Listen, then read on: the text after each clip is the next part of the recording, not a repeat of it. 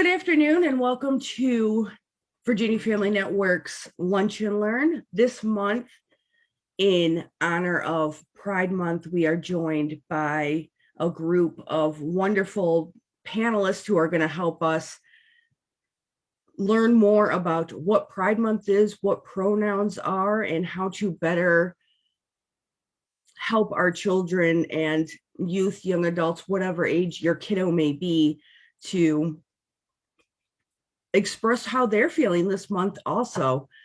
I'm Nicole Angem. I am the VFN program assistant, and I know many of you have seen me many times throughout this year, and I'm going to let the wonderful panelists introduce themselves. Morgan, if you'd like to start for us.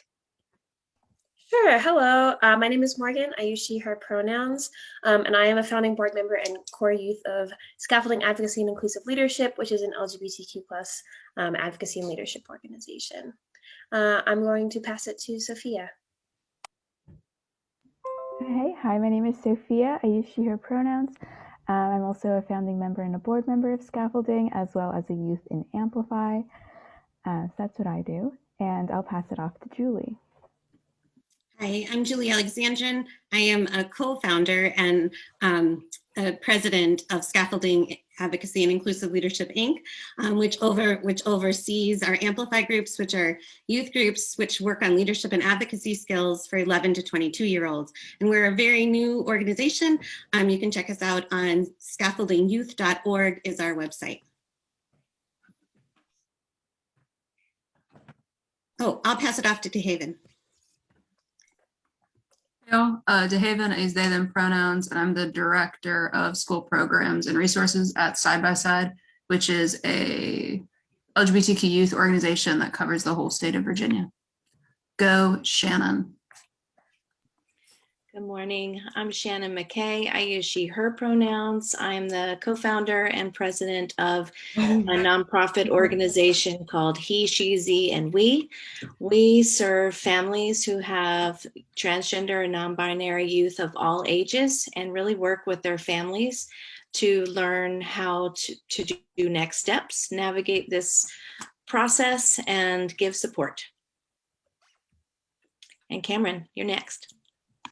Hi, my name is Cameron Moody. I use they, them pronouns. I'm a member of the NAMI Youth Move Advisory Board, and I'm also a member of the Side by Side Associate Board. Wonderful. Thank you, everyone, for that.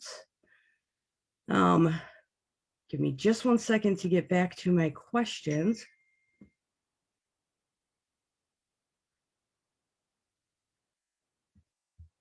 Sorry about that.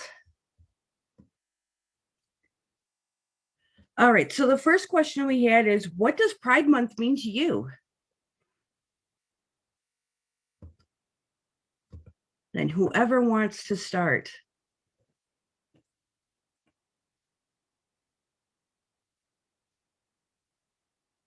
I can start with a more positive, note, since for me, Pride Month and just June in general is very much a celebration month, just like personally, because it's my birth month.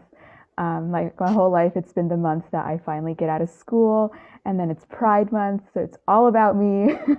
And so it's just always been a month that I really look forward to, and I just feel like there's just a stronger sense of community during Pride Month, during June in general. And so that's something I always really enjoyed. I just really liked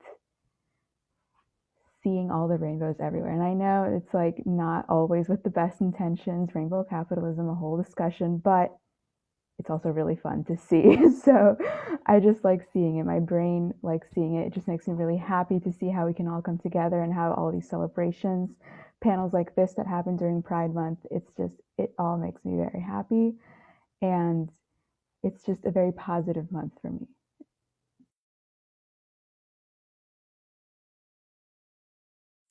I totally agree with Sophia. I usually find, like Sophia was saying, like it's the month that you get out of school. It's the month where finally sort of like all the LGBTQ plus people, it feels like, come out of the woodwork. For me though, like queerness is such an important part of my identity and the things that I do, like just in my free time, that it's like, okay, we're just gonna keep doing it. And there's like, another level, but it's just like Sophia was saying, nice to have that sense of community where it feels like there's a stronger movement and there's a more sense of coming together than just like that everyday work. Yeah, I think it's too a time of remembrance also for the community, a type of positive remembrance, but also a time of remembrance. I mean, I just feel like we've come so far, and it's funny. Just a few days ago, I was in Short Pump Town Center, which is a mall here in Richmond, and I was like, wow, there's so many rainbows. It was not like this even 5 years ago. And it's just amazing how far we've come. I feel like in a very short time. And it's due to the sacrifices that a lot of very motivated and talented and intelligent individuals did to get us where we are. Like playing off of that, I was at an outreach event for the local soccer team here in Richmond, the Richmond Kickers. And we've set up our little table, and James, who's like the head of VA Pride and Diversity and such, he's like handing out rainbow flags, and I'm just like watching him, and these like giant buff athlete, like CrossFit looking dudes are like running around with like little tiny flags. And I was just like, what is happening right now? And it just absolutely like community and that sense of not having to like hold my breath and scan for like all the safe people. I guess just like this moment or this month where you can just like relax a little bit more, right? And just like celebrate and remember and honor those incredible people that happened. And I feel like it's a chance for at least myself to like check myself and interrupt like the stereotypes I put on folks and be like, wow, like I can look at you and assume you're not going to like me, and that doesn't help anything. You know what I mean? It was just like a very cool moment to be like, never put anyone in a box. And that's like, I say that all the time in my work, and I have to do that as a human and make sure that I'm like, hey friend, like, here's your flag, let's go play, and like hold hands and run and glitter. And I can speak as an ally to the community. I always remind myself I'm an ally because I am cisgender. I do have a trans child and work with families all the time. But even though we don't really have our big celebration, and Virginia's celebrations tend to be happening a lot in September as well, but June is one of those that you have that global sense of celebration and support and community, and it really, really gives me a sense of strength to keep bringing awareness on a daily basis of the trans community. And I think there's this just huge burst of awareness in June, but it's also a reminder that we need to do this on a daily basis. So we get that lift in June, and then you just keep going all year long. It's always nice to be able to start something on a really positive high note. So you can be like, all right, now we're going to run with it this year. And then just kind of when things are starting to settle down again, it's time to start celebrating who you are again. Yeah, and I'll just say, I mean, Pride Month, I think has a real mixed message for me, as I love seeing youth come and be really excited, but it also makes me, I also know youth who don't feel comfortable going to the Pride events or don't feel comfortable doing that or are afraid for people to know. And so and then we also have the Pulse Remembrance that happened in June. So I really think in some ways it's like, yay, these are all really celebrations, but it also really brings home how far we still need to go, and it was only just 6 years ago that we also got same-sex marriage in June. So there's lots of celebrations that are happening, but then there's lots of also checks of where we are and how we can help and create more freedom for more youth and more people of all different gender and sexually marginalized. Thank you for all of that. So moving on, in our introductions, you guys all shared your pronouns and how they can create a more inclusive space. What are some ways you've seen spaces becoming more inclusive Or how would you like to see places be able to be more inclusive?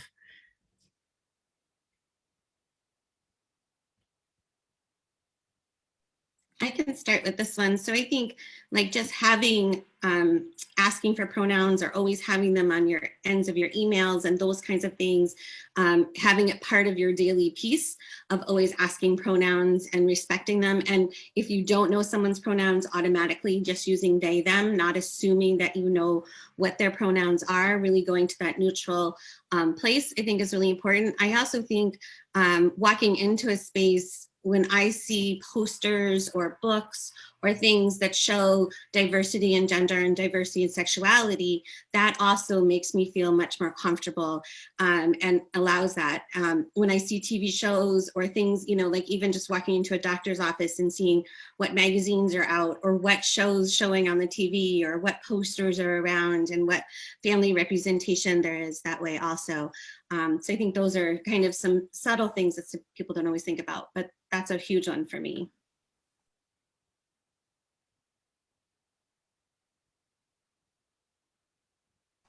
One of the things that I'm still working on is using gendered language. I feel like asking pronouns is kind of the first step because that's just like a basic level of respect, but then actually holding space and like valuing the diversity that everyone brings to the table is also really wonderful. I find that I use like the word guys a lot when addressing a group, and it's like, no, we can say everyone or y'all or whatever kind of word that you want. Another thing that is sort of a really great signal to me is like, we talk a lot, we're very focused on like, do you have a boyfriend, do you have a girlfriend, you know, when we could just be using the gender neutral term partner, and then it leaves everybody the ability to be safe because you don't have to specify what gender your partner is, you know, what their identity is. And so just sort of being a little bit mindful about like asking pronouns is so important, but then also taking it to the next step of like creating space for everyone and all of their identities.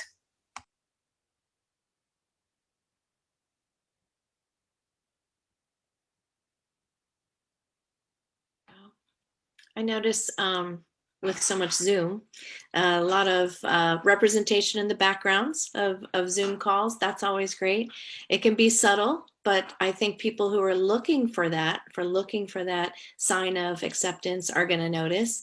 And so that's something I'd like to see providers and people who are working with youth to put in their backgrounds, or just some kind of signal that that you're accepting, because then people will reach out and let you know if they need something or need some support.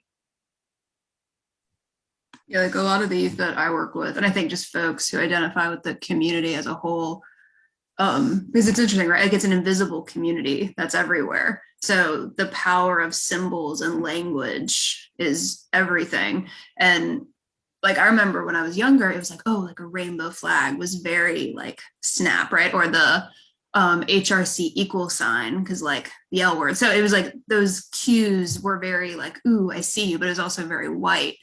And now to me, if I see a Pride Philadelphia flag, which has the black and brown for intersectionality, I'm like, okay, you really are a safer person. Or if I see the trans flag or any of the newer Pride flags coming out that are really combining the beauty and the diversity of this amazing community, that's when I'm like really excited, versus like a rainbow flag. I'm like, okay, like, you know enough to say like, hey, I should like be playing nice. But like, do you really, like, what do you know? But if I'm seeing flags that represent intersectionality and all of the incredible subcultures that exist in the community, to me, that's when I'm like, ooh, yes, like you're on it. And then with pronouns, just as someone who like doesn't use like your traditional pronouns, like for me, especially in my personal life, if someone asks pronouns, I feel so relieved.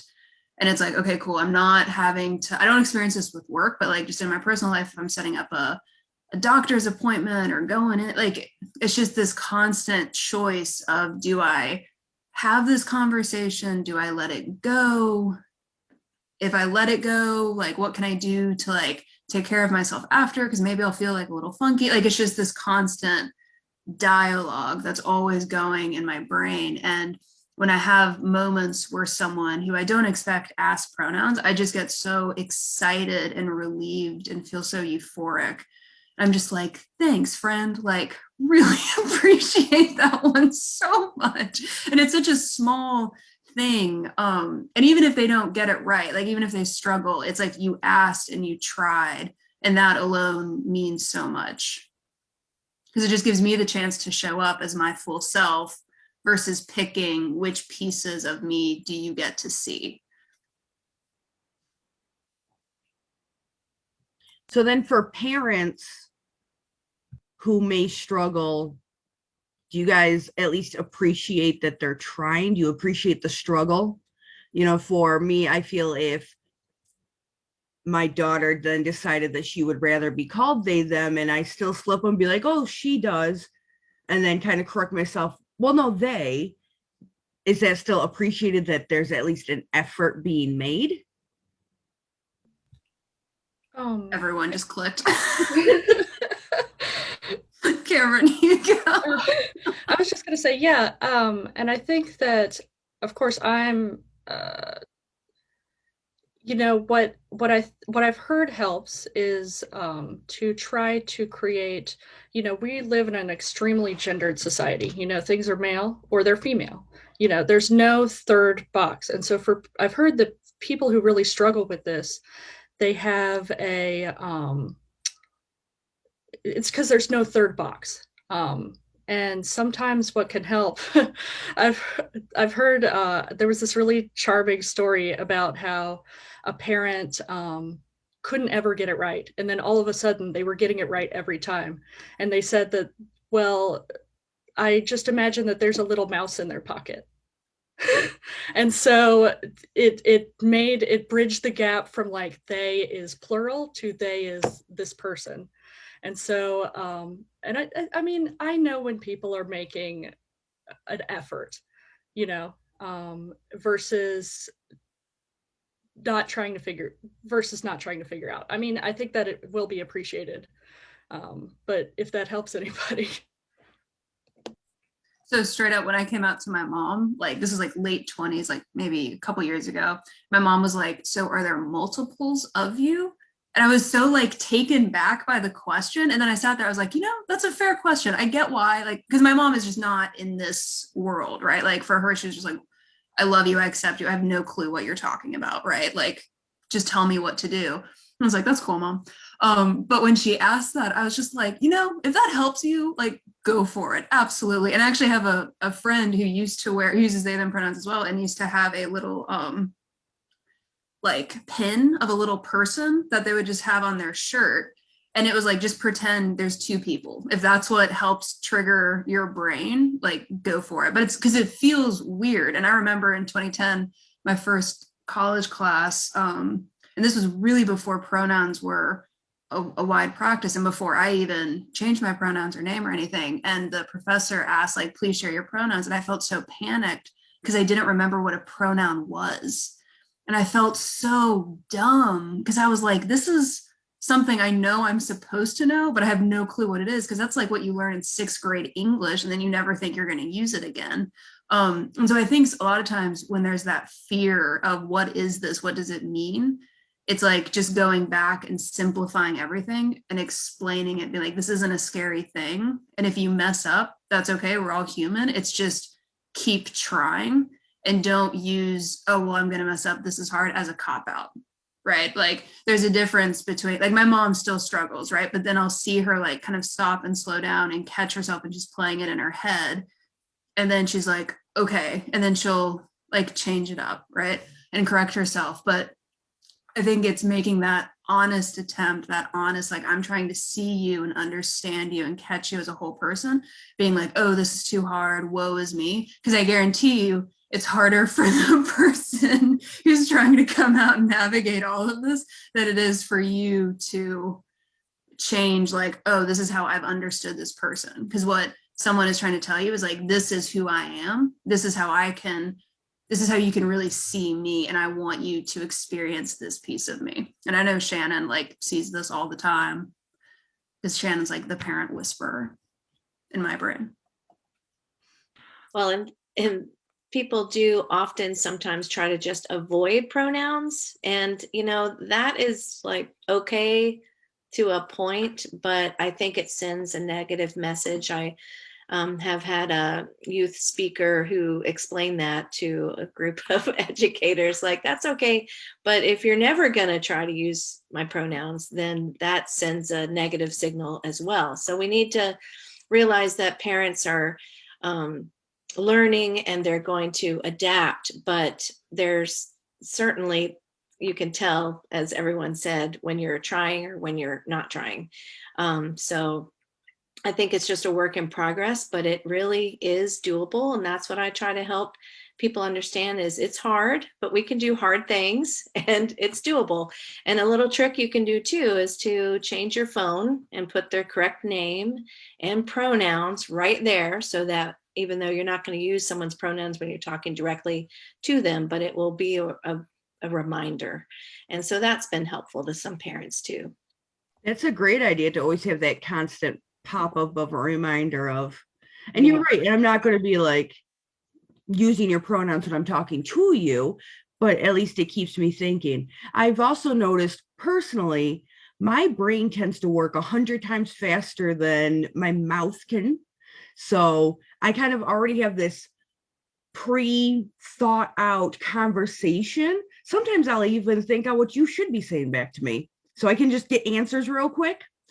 And so pronouns kind of get in the way of my pre-thought conversation. So you'll see me stop and kind of rethink how to say things, because I know that I want to be more inclusive. I want to make whoever feel more comfortable using what they prefer to be called. So there's a lot of kind of just stopping and like mid-sentence be like, hold on, there's a better way to say that. I'm sorry. And then kind of have to rework it and make my brain slow down. And I can speak to it a little bit from the family side. I use she, her pronouns. I'm cisgendered, but I have a sibling who has used she, he, and they pronouns, been all over the place, all kinds of identities. And it can be difficult at first, but it definitely takes time as a process. And as Shannon was saying, you do get there. And for me, something that was like super helpful was I had this moment where I was looking at my sibling and I was like, oh, that's my younger brother. Like it just clicked in my brain. I was looking at them like we were just sitting around watching a TV show. And when somebody comes out to you, they're sharing a piece of their identity and they're becoming their authentic selves around you. And when they do that, there's this shift in the way that you perceive them because they're finally letting you in. And so if somebody's using different pronouns than what you're expecting, you're going to notice that like they don't really fit this old box or this old way that I saw them. They're in this new space now. And so like, it can be difficult. You're going to mess up. If you fix it, you apologize, you learn, and you move on. Like there's going to become a point where that old box just kind of is sitting in the background anymore and doesn't even matter. And they're in this entirely new, wonderful free space where they're just who they are. So that's been my journey with learning how to use pronouns and asking and all that. This is great tips and advice. Cameron, you want to go? Sure. I was just going to say, if you have a youth on the opposite side, if you have a youth that's super resistant to identifying pronouns or using pronouns, I don't want to tell their story for them, but when I was just sort of thinking about who I was and I wasn't ready to come out with yet, I also was extremely resistant to putting pronouns on name tags and that sort of thing, because it felt like, oh, I'm doing this to myself. You know, I'm misgendering myself, even though I'm not ready to come out. So that could also be, I wouldn't necessarily assume that someone is not supportive, especially if they're a young person.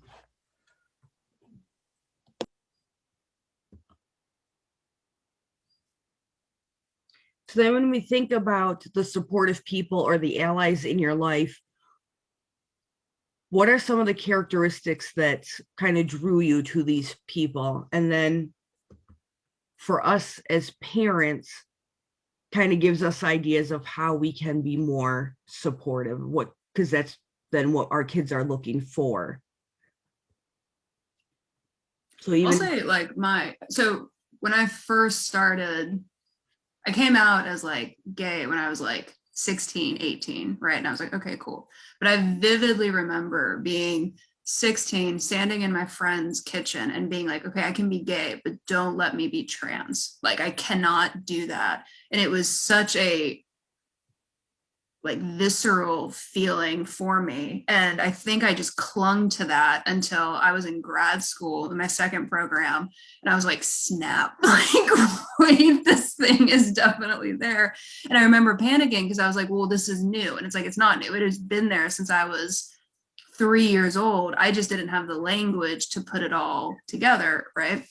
And I think that was especially true because I don't identify as like a trans guy. I'm like floating in the middle, you know, like, so it was just a different story. But it really wasn't until I met my wife, and I think it was her complete acceptance of me. Like, there's no judgment, there is no agenda. It is just, you like go play, like do whatever you need to do to show up and be you. And that sense of freedom was what gave me the space to start connecting the dots and be like, snap, this is that thing that's always been. Like, our very first date, she literally took me to a playground and was like, go play because you're anxious. It's like, okay, like, I'm gonna go get on the monkey bars now. But like, just that sense of freedom was just the greatest gift ever. And she still gives it to me every single day as I'm like figuring out what's right for me, what are the pieces, and having her in my corner gives me the courage to go out into other spaces that I know aren't like that, because I always have that to come home to. And to me, that's exactly what parents can give youth is, and I think that's what's missed, is like, school can be horrible, friends can suck, but if I have a place to go home to, I'm going to be okay. And that's what all of the data shows us. Or if home isn't great, but school is okay, but there has to be some place where you can go and catch your breath. And when we have both, then we really see like youth absolutely rocket. And then you have like board members at 18 or 16 or whatever, you know, so. Yeah, just a short story to add on to that. I actually am applying to school myself, and I was waffling over the idea of putting transgender on my application because I was like, well, what if I get to the interview and they decide that I'm not, that's not who I am? And my husband said, you know, no school can tell you who you are. You know, that's your identity. So I agree with you 100%. Sometimes it takes an outside person to really step you along. I think also making sure that the space is correct, safe, and without microaggressions. So I didn't come out as a lesbian until I was in my 30s, mostly because my family home was not completely safe. And it wasn't that my mother was outwardly against gay people. She was a little bit, because my father left her because he was gay. So she had a little bit of a thing, but it was so pushed on me to be heterosexual and to date men and to like, that was the only possibility. And it was an interesting situation because I have a severe learning disability. My mother really helped me get through high school and through college. And so like, I also was afraid to piss her off by like exploring. So I really didn't even know what my sexual attraction was until in my 30s, when I finally could like take that breath and finally like be in a place where I could really explore who I was. So literally like people are like, oh, you must have known before you got married. No, I had no clue. And I can tell you it was in my 30s where I finally felt safe. I had a community that I could explore a little bit more. And yeah, I totally remember the first time I thought my sexual attraction went off, and it was in a Fashion Bug Plus, and a woman turned around and bent over, and I went, oh, I know what sexual attraction is now. So, you know, so it's really creating those spaces that it may seem that it's safe, but really making sure that you're checking your language, making sure that you're opening that up, and making sure that there aren't kind of microaggressions or like, you know, like the pronoun thing, or always asking about male or female dates, or those kinds of things, or, you know, or reading books that are out there, or singing songs. Like I was running a Girl Scout troop and married to a woman at that point, and there's a little song about a little girl and a little boy in a little canoe, and we totally added all the verses of like little boy, little girl, little girl, little girl, little boy, not, you know, then like we didn't do the transgender piece, I have to admit, but but at least we were opening that up and giving other options for these 6 and 7-year-olds. And I think that's the whole thing, is creating that safety space, because part of it too is that exploration of who am I and what does this mean, and who am I in my body, who am I in my mind, who am I by what I wear and what other people think. And the more that a parent can really allow the youth to play with that is really, really important. So I have 2 daughters who both identify as cisgender female, but they, when they were younger, felt more comfortable in male clothes with short hair than they do like now. They don't do that as much. So they always had male bathing suits when they were young. They always, things. And I just followed them. They led and I followed. They said, we walked into the store, they identified what clothes they wanted. Those are the clothes we bought, no questions, just fully support. So I think that's a thing too, is allowing youth to be fully who they are and how they feel comfortable. And part of it, like my older daughter will say, I never felt comfortable in girls' clothes because they're clingy, or or they're tight fitting, and so really just following the youth and where they go and giving as many options as possible, having lots of books around that you can read, and even starting at a young age of having different books, watching different TV shows, those kinds of things, and just allowing people to see the diversity so that youth know the options. Because a lot of times that's what we'll hear too, is I never even knew that was an option. So. Yeah, you make such a good point there, Julie, because I was just in a training session last week, and it was about racial identity, but all of these intersections come into play with all of the people that we come encounter with. And what was noted was that by the time a young person is about 11 years old, all of that is solidified.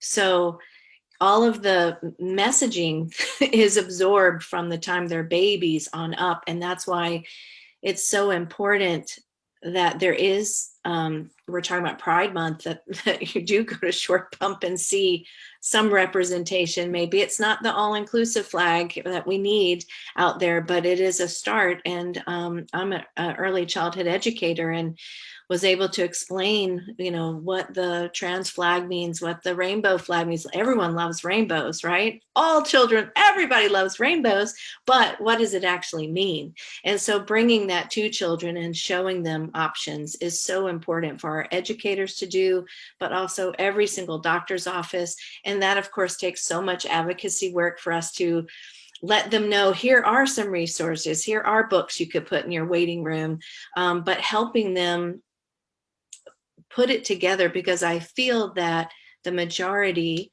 of providers and teachers want to do the right thing, but they aren't sure how. So, and there's just not enough of us to get that out there, but we need to keep trying. So hopefully more people will see this and know that they can reach out for resources. And at VFM, that's really what we try to do, is offer the most information that we can and let them know that they're not alone. As parents, we've learned that I know a little bit and you know a little bit, and together we know a little more, and we can keep sharing that. And we've also learned that connection and having someone to talk to without feeling like you have to edit what you want to say. So again, we work with parents, and I can tell another parent that I'm having a really hard time with my kid today, and they're not going to look at me like I don't know how to parent. They're going to be like, yeah, kids are tough. Like, you want to talk about it? So, and then it's creating that same space for other people. Like, yeah, life is tough. Let's talk. Sophia, did you have something? I saw you go off mute.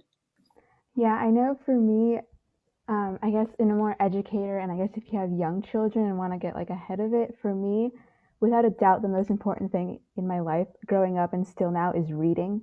Reading was absolutely fundamental to like who I am, and it's such a big part of just like who I am, like what I believe in. Like, I truly believe that reading and books is like one of the most important things for children to grow up just surrounded by. And so having like inclusive, like if you have really young children, just like picture books around, they make all kinds of picture books nowadays. Like, it's crazy. There are books exploring racial identity, sexuality, gender. There are picture books about pronouns, which, I mean, can be helpful for adults too, because these are simplified to like bare bones, and it might take like a hot second to maybe like adjust to that, like, wow, I'm about to read a book meant for a literal toddler, but it can be a really good resource. It really can be, and it shouldn't be discounted just because it has a unicorn on the cover or something. And so that's like a really important piece to me. And then for educators of like any age, I think having books like on display that like clearly show that you're inclusive and like diverse and like all these kinds of things in your classroom, because I think like DeHaven mentioned, maybe if home isn't the most accepting place, school can be. And I think that was very much the case for me. Like school was absolutely the place where I could just be myself. Um, and so seeing all these books on display, not so much when I was younger, but as I was growing up and kind of like getting out of the school system, but at least I did see it a little bit. I know in my high school library, one year, like during Pride Month, they had like a whole LGBT book section just like in the middle, just on display, gigantic sign that said LGBT books. And I was like, thanks. And so having that maybe year round, I know the public libraries sometimes have displays for LGBT books, books about like, you know, people of color as the main character. That's another really good thing to kind of put on display. And so that's just something that I think can really help, because I know the reason that I found out that gay people were even a thing was through books, just like totally on my own, and like finding out that was a thing that I could be totally on my own. And so the only reason I even found out like as soon as I did, like, it's so embarrassing because it was back in like 2012. I don't even know how old I was. I was probably like 9, 10 or something. And I was reading the Percy Jackson books at that age. That was like my thing. And in 2012 or maybe 2013 is when the 4th book in the Heroes of Olympus series came out, which was The House of Hades. And in that book, one of the characters is kind of outed, but I was still kind of like, whoa, huh. I hope this doesn't awaken something in me. And it very much did. I was like, hold on, this is like a thing. And so I just think books are just very integral in growing up, experiencing things. I think seeing yourself in books and media in general is really important. And I feel like if a kid says they aren't a reader, it's because they can't see themselves in the stories that they're reading. And so going out of your way to try and find stories where the child can see themselves, best starting point. After you put them on a book where they can see themselves and they relate and they get engaged because they're like, this person is just like me and they have a happy ending, they're set, like pretty much for life. So maybe not for life, but like for at least a little while. That's really impactful. And just media in general as well. Maybe if someone really just can't get into a book like at all, then maybe try a TV show, a movie where they can see themselves get a happy ending, that sort of thing.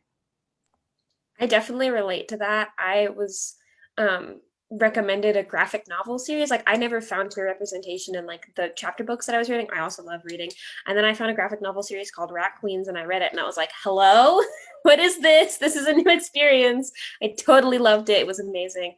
But something that I wanted to touch on, what Julie had mentioned of like following your youth, like as a young queer woman, like my mom has been my absolute biggest ally and I love her to death and she's been great. And I've never really been asked like, what does that look like or feel like to me? And one of the things that I realized was like, yes, she follows me and she's always accepting and non-judgmental and loves me unconditionally, which are wonderful. But to also know that she like completely has my back and that no matter what space I'm in, like she is there to support me. And like, I don't have to self-advocate all the time. I don't have to worry about going into a space if there's somebody who's there that's safe for me or can have these conversations or can deflect or can just like protect me, you know, going out in public if you don't know where you're going, what kind of spaces you're stepping into, to know that no matter what, she will 100% step up in front of me to make sure that I'm okay is so important. And I think it's a really difficult skill to learn, to know how to do that and to make sure you're doing it in a way that is supportive of your child and not necessarily like overstepping boundaries or outing them or any of that. But that was something that always made me feel just so much like that sigh of relief of like, okay, I'm going to be okay, because she was always there and I knew no matter what that she was going to keep me safe, especially in like public settings, was really wonderful. This is a lot of great advice and tips, and I really like the, point of reading, even for myself to read a kid's book. There's things that I try learning, and I will try to find the most basic, way to first learn it and then build off of that. So that's a really great tip. Start with kids' books. How can't get much more basic than that. But I also like the fact of just reading in general. You can find someone you might identify with, and that can be your aha moment. So as I had said before, that I work with the adults or the parents. And while Sophie was trying to pull together the youth and young adult and ally voice, I was working with the parents, asking what they wanted to know from you guys. So I did get a couple questions of what they wanted to know. So they wanted to know, what are a couple of things that you needed most from your friends, your family, your network of people, and either that you still kind of need now, or when you first started identifying, like, this is what I really needed to start feeling safe and comfortable.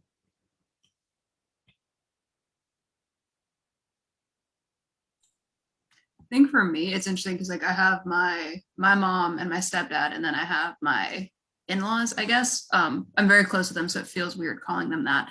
But on my side, like, I see them struggling a lot more. And there's not necessarily, I don't see the correction in real time as much versus especially my mother-in-law. She's just a very vocal person, very emotional, just very out there, very like Southern woman. So she's just kind of like all over the place. But what she does, and what I realize now like means the world, is she'll post a lot of like LGBTQ affirming things, or donate here, or it's Pride Month, and she's very vocal about it. And when I'm like with them, I see them correcting themselves a lot more, or they'll like pause if they're just really having a rough day with pronouns and names, and then they'll like slow it down, like you said, Nicole, and then they'll recorrect, right? But seeing that in real time and just being kind of like more mama bear about it, like for me, is what my brain connects with, versus my mom is much more of like a silent action type person. So just different love languages. It's like, okay, like it's just how I connect. But I think it's seeing what does your kid respond to and what registers for their brain.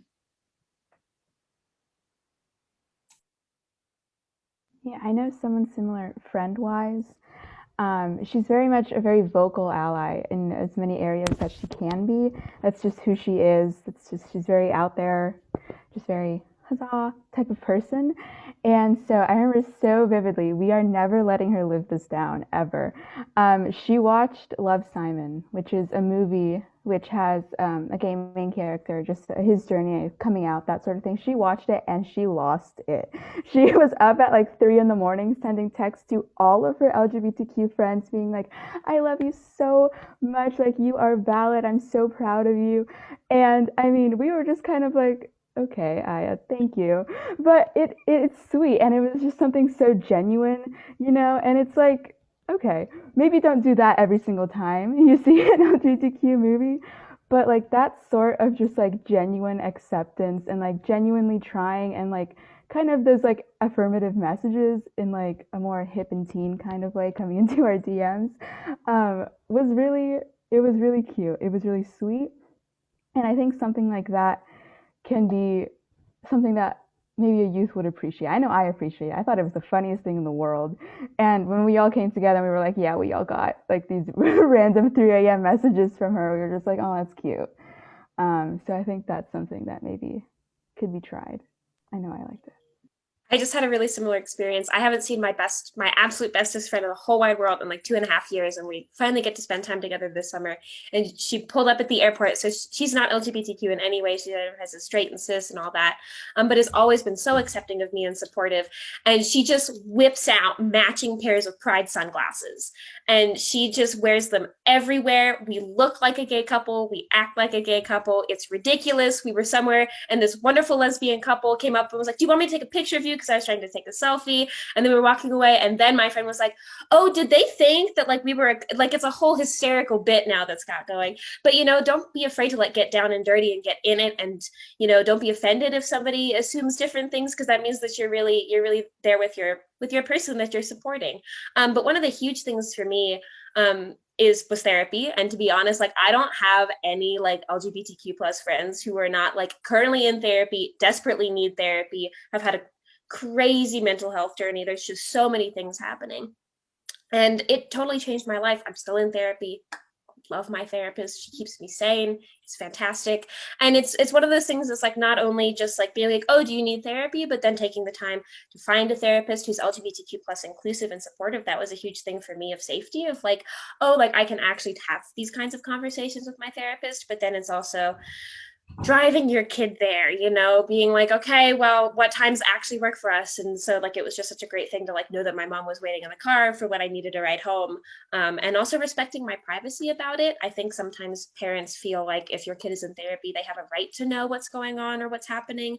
And that's not true. That's their private space. If there's something that the parent needs to know, the therapist will tell them. And just to like be able to come home and have like had my safe space to like be healthy and get better and all that kind of stuff. And then to also have that be respected was super helpful to me. Also, I think being willing to do the work with other people. For example, my mother-in-law is an awesome person in many ways, but she is not quite there regarding LGBTQ issues. And so my sister-in-law, it's her mom, often takes on the responsibility of being like, Mom, you know, and that's really helpful because it's just a burden you can't take on all the time to constantly be the educator. And so I really appreciate that. Great. They also wanted to know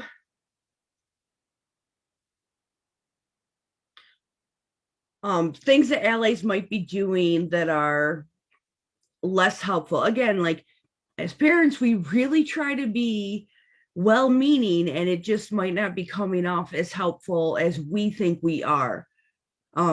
So are there ways to let us know that you're not as helpful as you think you are, or this is what I need instead? Or, you know, are there some blind spots that are very maybe generalized that like, yeah, that doesn't always work for all of us? So I have two of these. One is a parent whose son came out gay, and she knew that I was a safe ally. She was one of my student teachers when I was at teaching at college. And she came, and it's like her son was in his 20s. She's like, we always knew, but she said, you know, but she was really scared for him because of that whole piece of when youth come out, and you know it's not always safe for gay and lesbian and trans people in the world. This mother felt really scared for her child, even though she knew before he even said it that he probably was. And so she felt this huge guilt of what do I do, because I want to support, but I also don't want my child to get hurt. And I also don't totally want my child to have to walk in this place that it's not a safe place. And so, but I think she did something that she needed to do, which was to find somebody else, and not the youth, but another adult, to talk about and process that piece. So, I mean, as we know, you know, to not put that burden on your child. So if you need to process that you're feeling guilty, or I have another friend whose daughter came out as trans in high school, and she was like doing this whole searching of like, oh, why didn't I pick up the signs earlier? Or, you know, this kind of really like, I must not be as good a mom as I really think I am kind of thing. And sorry, my dog's whining in the background. And, but you know what it is that she processed that with me instead of with her child. So it's a hard transition, because in some ways, you know, we talk about within the world of special education that when a child gets a diagnosis, we have to kind of say goodbye to the child without the diagnosis and really move over and accept the child who is, because we all kind of have these projections of what we expect our children's lives to be. You know, and mine were way before I even thought about having kids. You know, I had these projections of what my kids were going to be.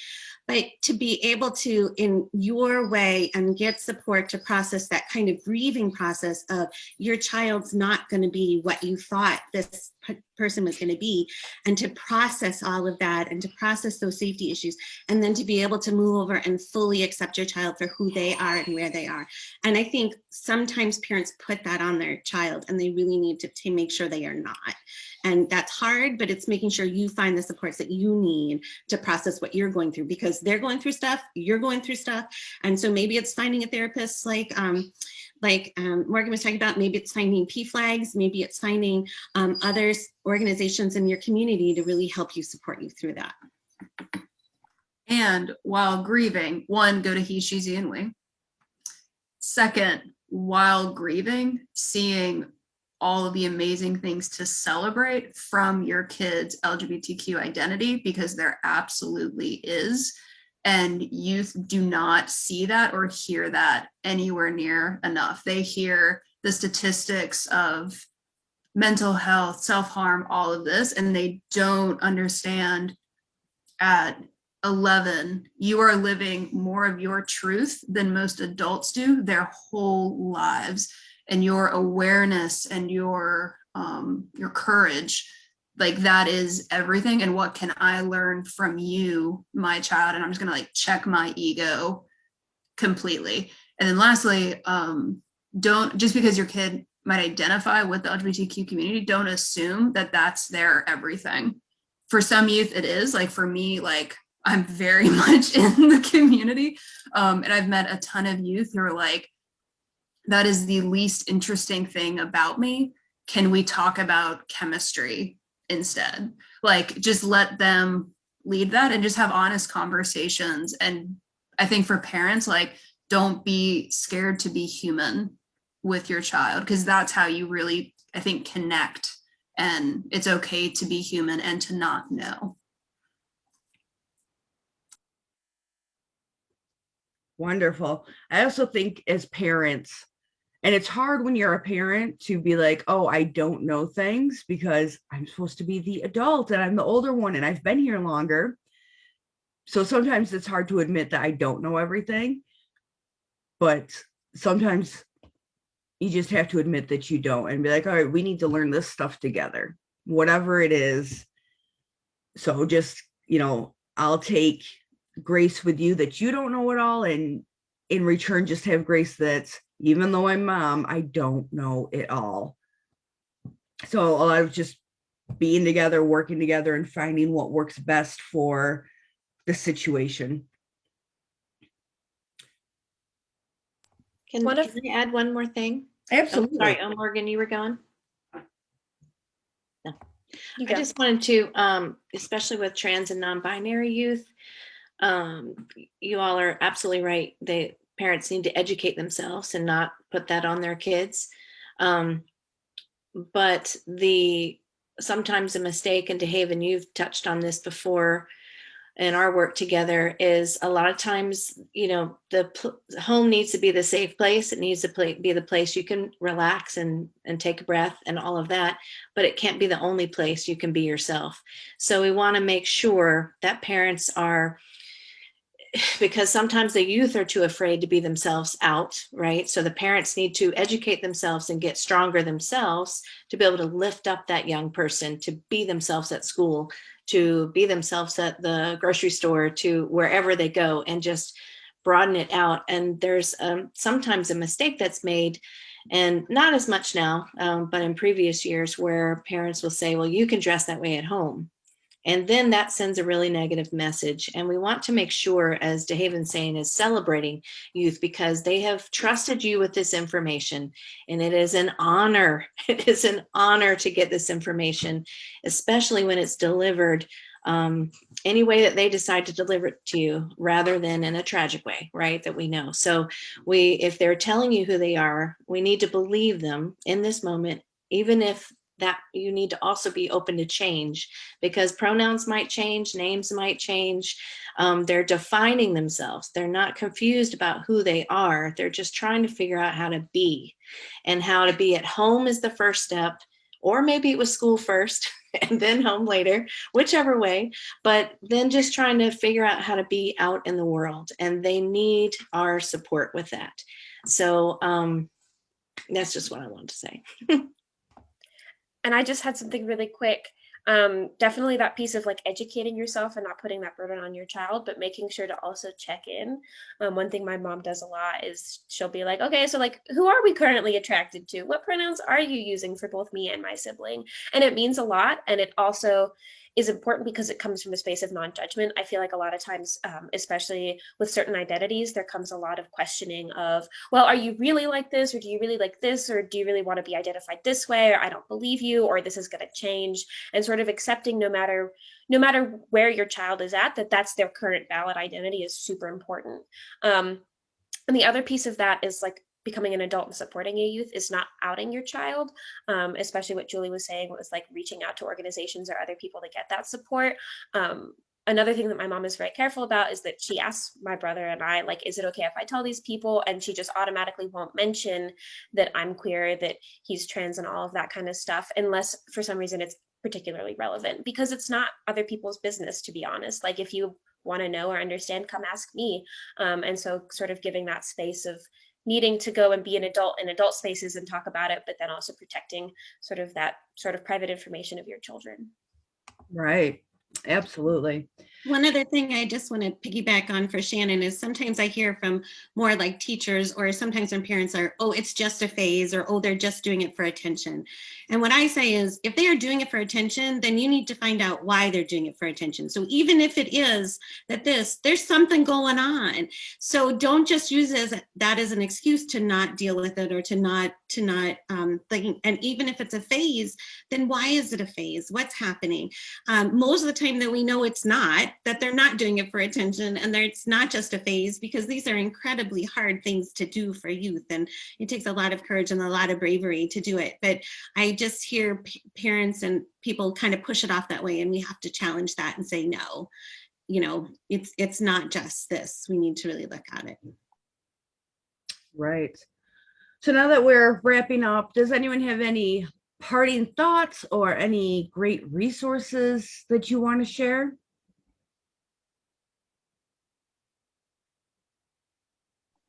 I think a really good website is Gender Spectrum. Is a really wonderful one, especially it really talks for parents who are having youth who are transitioning, and talks about gender and all of these things, and also acceptance in family. It's a really family oriented site, so it's not just for youth, it's not just for adults, it's also for siblings, for the whole family. And so I think that is one of the best resources there.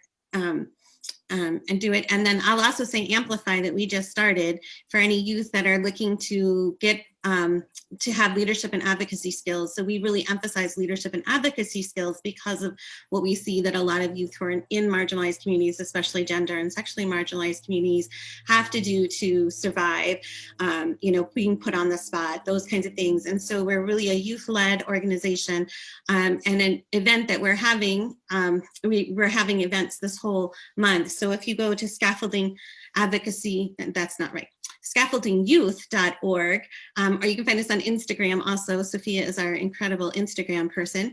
And we have events going on, but we also are looking for more youth to be part of it, because we want to have more youth voices out there. People are asking us for youth voices, and we want to help youth have a place to speak.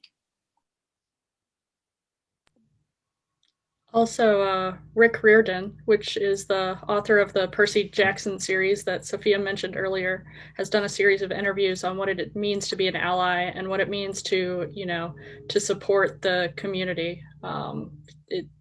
Really good job that he did. So that's another resource. Kind of piggybacking off of that, I guess, if you want resources for books that you can give to children, LGBTQ books for teens, I think .org is just like a whole database of books for teens that are LGBTQ focused. And so there are all types of filters that you can put in. You can put in for a Black main character, brown main character, Asian main character. You can put a lesbian main character, gay main character, trans main character. It's everything. There are so many filters. You can combine filters. There will be something out there, and that's just a great resource. Don't discount your public library. If your public library doesn't have something, see if you can request a book in your public library. If you're a constituent of that library, they might listen to you. They might not, but I mean, they might. Another great organization is We Need Diverse Books, because we need diverse books, and so they promote diverse authors, diverse stories, all that kind of stuff. And I guess more parents, don't be afraid to get in there and be a PTA parent and kind of see what goes on behind the scenes. What can you do in the PTA? Because the PTA does have influence. I don't know if it's everywhere, but I know at my school the PTA has influence, and the PTA does events. And so see what influence you can have there. Or if your kid is in band, be a band parent. Just go all out. If your kid plays the sport, be a sport parent and see what you can do behind the scenes to make sure that everything is okay. I think that's really a nice thing that you could do for your child. Maybe they might be embarrassed of it. If they straight up tell you to stop, maybe take a step back. But just general embarrassment, but without telling you, Mom, stop, they're always going to do that because they're your kid and they're embarrassed. They're a teenager, they're growing up. Everything you do is going to be embarrassing no matter what. So just embrace it, just go for it, and just be there for them. So yeah. Also, one last thing. I like books too.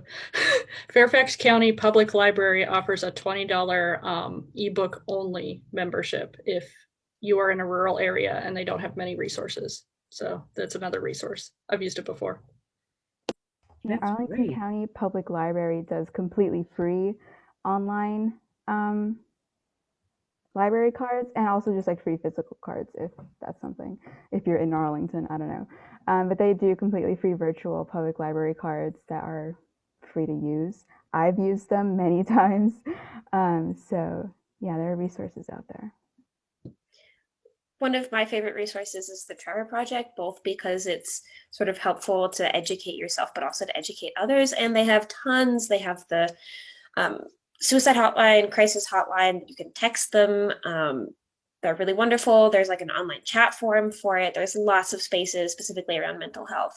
And it's one of my go-to things for when somebody wants to know more or I'm recommending a list. I'm like, please just go look at the Trevor Project, and you'll begin to understand sort of the barriers that LGBTQ plus youth are facing. And they'd also have recommendations and stuff about how to be more supportive.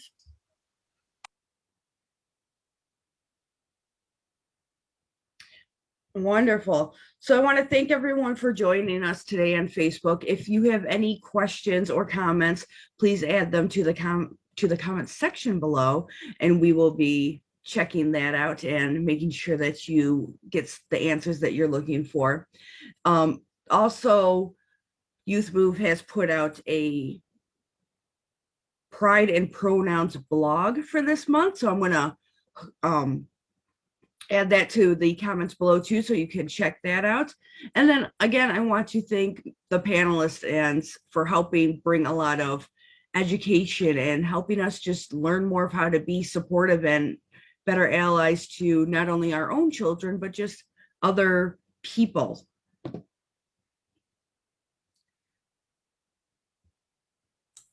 Thank you for having us. Yeah, thank you. Thank you so much.